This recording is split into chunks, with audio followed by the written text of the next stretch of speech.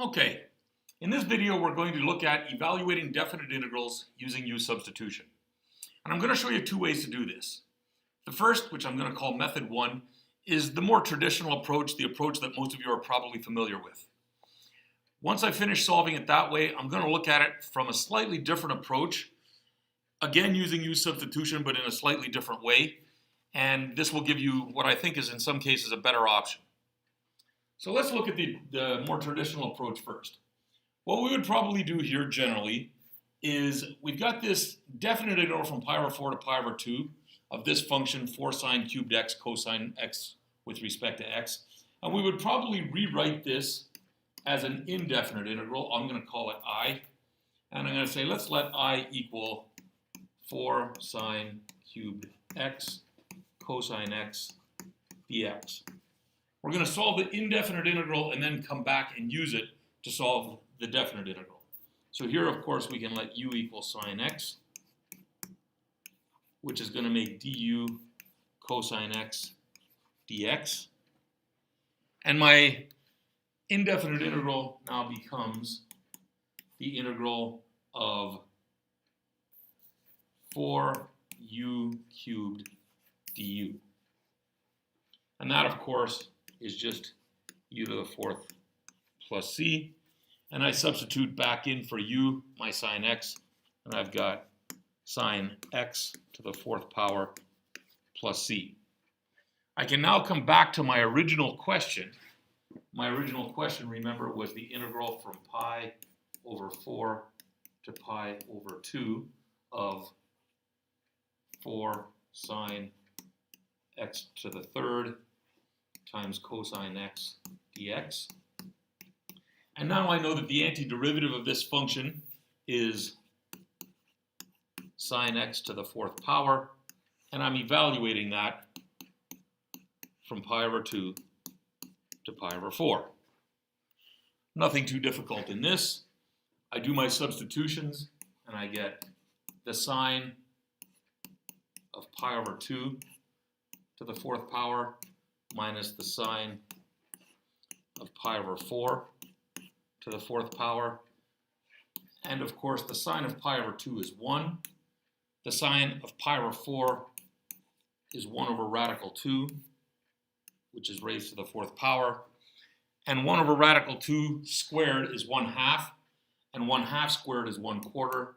So this just becomes 1 minus 1/4, which gives us a final answer of 3/4. So that's fine. We can do it that way. Let's look at another option. I'm going to try the same question again, just doing it a slightly different way, which in this case I think is maybe a little more efficient. So what I'm going to start with is this.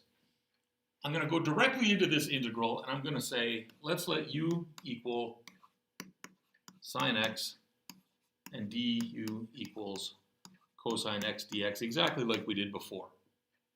The difference is I'm not going to need to create an indefinite integral.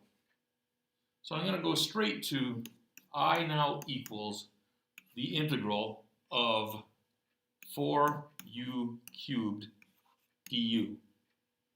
Now, we can't say that these are both equal to I because up here I is a definite integral, which is going to give us an answer which is going to be a number.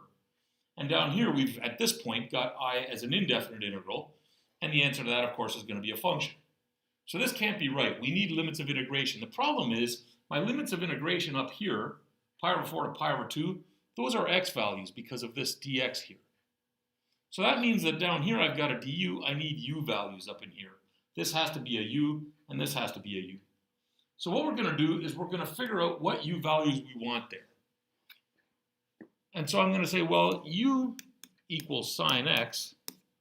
So that means that if x equals pi over 4 from up here, then u at pi over 4 would just be the sine of pi over 4, which is 1 over root 2.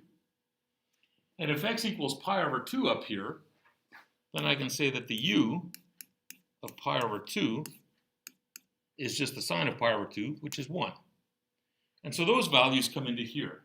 So x being pi over 4 means u equals 1 over radical 2, and x being pi over 2 means that here u is going to equal 1. And now I can solve this directly. So this, of course, the antiderivative of 4u cubed is just u to the 4th, and I'm evaluating from 1 to 1 over radical 2. This is going to be much simpler than the last case, because I can go directly in. 1 to the 4th is 1. 1 over radical 2 to the 4th is going to be, again, 1 over root 2 squared, which is 1/4. So this, again, is going to come out to 1 minus 1/4, and we get the same answer we did the last time. So we can do this either way.